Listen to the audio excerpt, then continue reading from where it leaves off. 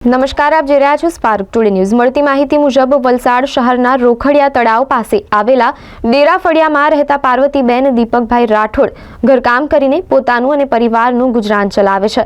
આજરોજ વહેલી સવારે બંને પતિ પત્ની કામ કરવા માટે ઘરેથી નીકળી ગયા હતા, જે દરમિયાન ઘરમાં શોર્ટ સર્કિટના કારણે આગ લાગી જતા વિસ્તારમાં ભારે દોડધામ મચી જવા પામી હતી। આગ લાગતા જ આજુબાજુના લોકોએ પાણીનો મારો ચલાવી આગ ઉપર કાબુ મેળવવાનો પ્રયાસ કર્યો હતો, પણ આ આગ કાબૂમાં ન આવતા જેની જાણ ફાયર બ્રિગેડની ટીમને કરાઈ હતી। ફાયરની ટીમ તાત્કાલિક ઘટના સ્થળે પહોંચીને કલાકોની જહેમત બાદ આગ ઉપર કાબુ મેળવ્યો હતો। આગ અંગેની જાણ સિટી પોલીસને થતા તેઓ પણ ઘટના સ્થળે પહોંચી ગયા હતા। આગના કારણે પરિવારનું ઘર વખરીનું આખું સામાન બળીને ખાખ થઈ ગયું હતું।